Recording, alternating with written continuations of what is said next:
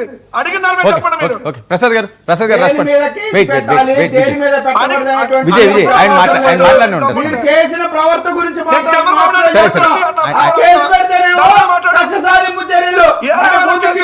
కేసులు పెడతారా అంటారు. కేసులు పెట్టకపోతే మీకు పెట్టలేదంటారు.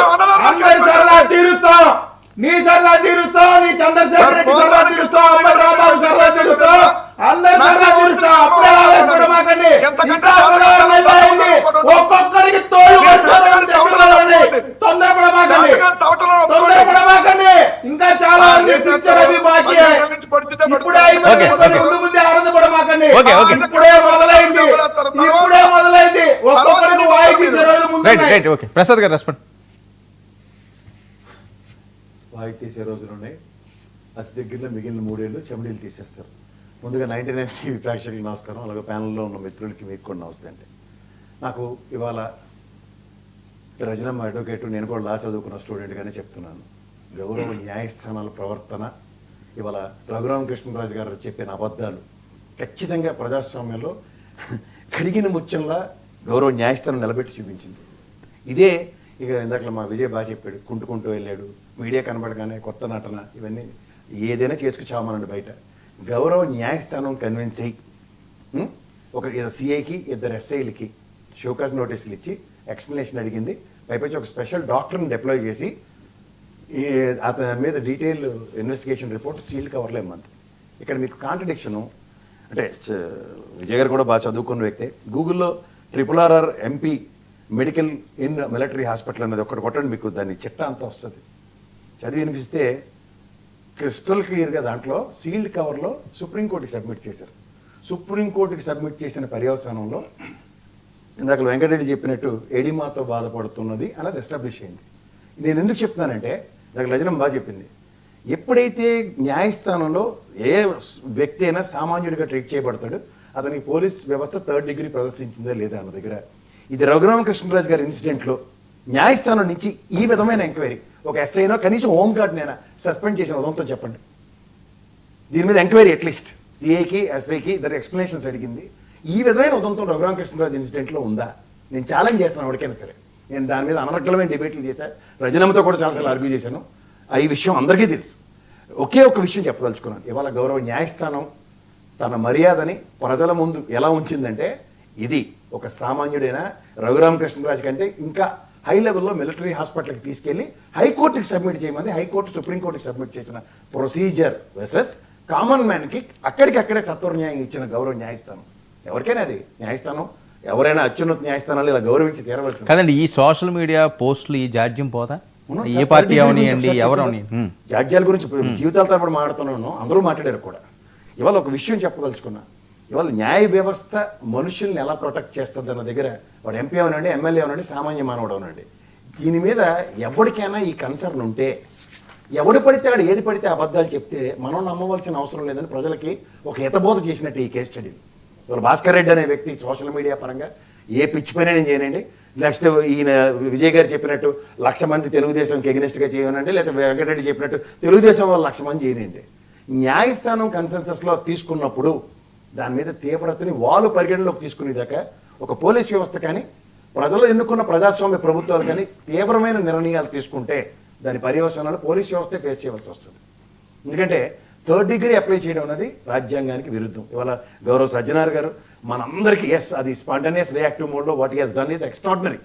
బట్ న్యాయ వ్యవస్థ ముందు మనందరి తరఫున ఆయన తలదించుకుని నిలబడే పరిస్థితి వచ్చింది. అన్న ఒకే ఒక్కట, జగన్ గారు అసెంబ్లీలో దిశ మర్డర్ జరిగినప్పుడు, దిశ ఇన్సిడెంట్ జరిగినప్పుడు అసెంబ్లీలో ఏమన్నారు? మీరు చాలా గొప్పగా చెప్తా ఉన్నారు, రజనీ గారు కూడా చాలా చెప్తా ఉన్నారు. జగన్మోహన్ రెడ్డి గారు ఏం చెప్పారు? హ్యాట్స్ ఆఫ్ చెప్పారు కదా అదే పోలీసులకి, అదే పోలీసులు హ్యాట్స్ ఆఫ్ చెప్పారు కదా, అదే చెప్పారు. మీరు చట్టం గురించి చెప్తున్నారు, జడ్జి గారి గురించి చెప్తున్నారు. అంటే ఏ జడ్జి అయినా సరే పోలీసులు ఎవరు నన్ను కొట్టారు అంటే ఇమీడియట్ గా హాస్పిటల్ మీరే మాట్లాడండి. నేను ఒక సామాన్య మానవుడు ప్రాస్పెక్టివ్ లో మాట్లాడితే సజ్జనార్ గారు చేసిన దానికి సెల్యూటే చెప్తున్నాను. అలాగే జగన్మోహన్ రెడ్డి కూడా సామాన్య మానవుడు. న్యాయ వ్యవస్థలో ఇవాళ నేను లా చదువుకున్నా, ఇవాళ రజనమ్మ ప్రాక్టీస్ చేస్తుంది. She knows in and out of medical fraternity legal fraternity ఎలా బిహేవ్ చేస్తుందన్న దగ్గర వాళ్ళకున్న అవగాహనలో నేను కూడా లా చదివాను కాబట్టి మాట్లాడడం అన్నది సహజం. కానీ ఇక్కడ ఒక విషయం నేను చెప్పగలుచుకున్నాను. మెజిస్ట్రేట్ గారు కానీ లేదా హైకోర్టు జడ్జి గారు కానీ లేదంటే సుప్రీంకోర్టు చీఫ్ జస్టిస్ గారు కానీ until and then is not convinced with the mistake, otherwise he will never be considered ఆ మిస్టేక్ చేసి యాక్సెప్ట్ చేసి వాళ్ళకి శిక్షించే హక్కు తీసుకోరు.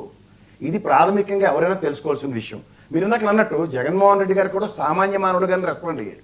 ఆ దిశ యాప్ విషయంలో ఈ ఒక పకోడీ ఛానల్ ఉందండి ఇక్కడ, ఆడు కూడా టెంప్ట్ అయిపోయి అసలు ఏదో అనుకున్న దగ్గర కాలేజీ విద్యార్థులకు డెమోన్స్ట్రేషన్ ఇస్తే ఒక ఎస్ఐ గారు ఇద్దరు constable span of no time వచ్చారు 5 minutesలో. అంటే ఒక యాప్ ఇవాళ దాని మీద మీరు ఎన్నో ఇంప్రూవ్డ్ వెర్షన్స్ ఎటకారాలన్నీ చేసి లాస్ట్కి అదే దిక్కేయండి మీరు చూసుకుంటే. అంచేత కొన్ని ప్రభుత్వ విధానాలు ఆడపిల్లల పరిరక్షణ ప్రతి ప్రభుత్వం చిత్తశుద్ధి చాటుకుంటుంది. కానీ మన కర్మ ఏంటంటే ఒక అనీవెన్ సర్కమాస్టెన్సెస్ అక్కడ అవుట్కమ్ డెరైవ్ అయినప్పుడు ఎవరికి నచ్చిన వాటిని పాత వాటిని కొత్త వాటిని కన్వీనియంట్గా అమర్చుకుని మాట్లాడడం అంత సహజం కాదు. ఇవాళ రజనం తలుచుకుంటే జనసేన పరంగా 100 విషయాలు చెప్పొచ్చు, ఎందుకంటే పవన్ కళ్యాణ్ గురించి అందరూ మాట్లాడిన మాటలు ఇవన్నీ. But when you are coming for a different debate, be a layman, పార్టీలకు అతీతంగానే మాట్లాడండి. ఎందుకంటే ఈ సర్కమాస్టెన్సెస్లో న్యాయస్థానం ప్రతిస్పందించింది ఎప్పుడూ అతీతం కాదు. మనం 3rd degree విషయంలో ఇవాళ సోషల్ మీడియా గురించి మీరు చెప్తున్నారు సార్, దానికి ఒక లైన్ అన్నది ఎవరు డిజైన్ చేస్తున్నారు? ఇవాళ మీరు మెయిన్ స్ట్రీమ్ మీడియాలో మీరు నేను కూర్చున్నాను, విజయ్ ఉన్నాడు, ఒక మాట మాట్లాడినా నేను ఒక పెద్ద మనిషిగా బాబు ఆగయ్యా అని నేను చెప్పొచ్చు, లేకపోతే మీరు మోడరేటర్గా మీరు చెప్తారు, లేకపోతే వెంకటరెడ్డి ఇంకేదైనా మాట్లాడుతుంటే మ్యూట్ చేయని చెప్తారు, లేదా రచన ఏమైనా గట్టిగా మమ్మల్ని అందరిని తిడితే ఆడపిల్లమ్మ నువ్వు అలా కాదమ్మా అని చెప్పి తన్ను ఆపుతారు. కానీ అది నా ఇంట్లో కూర్చొని నేను ఒక మొబైల్ ఓపెన్ చేసి నా ఇష్టం వచ్చిన వీడియో చేస్తున్నారు, నియంత్రణ ఎక్కడ ఉంటుంది? దీనికి ఒక గైడ్ లైన్స్ ఇవ్వండి. గైడ్ లైన్స్ ఇచ్చిన తర్వాత ముఖ్యంగా ఫ్యామిలీ పరంగా అవడం చేస్తే తీవ్ర చర్యలు ఉంటాయని ఒక ఇవ్వకుండా సోషల్ మీడియా ఏదో అయిపోయింది, ప్రపంచం తెరబడిపోతుంది, మా ప్రభుత్వం వస్తే ఎన్నాళ్ళు పడుతుంది? 16 నెలలు 18 నెలలు అసెంబ్లీ సమావేశంలో ఒక చట్టం తీసుకొచ్చాం, హ్యాండ్స్ ఫోర్త్ ఎవడైనా ఫ్యామిలీల గురించి మాట్లాడితే తక్షణ చర్య ఉంటుంది. మూసుకుని ఉంటాం అందరూ. డిబేట్లో ఫ్యామిలీ విషయాలు ఎవరు మాట్లాడినా మర్యాదగా ఉండదు.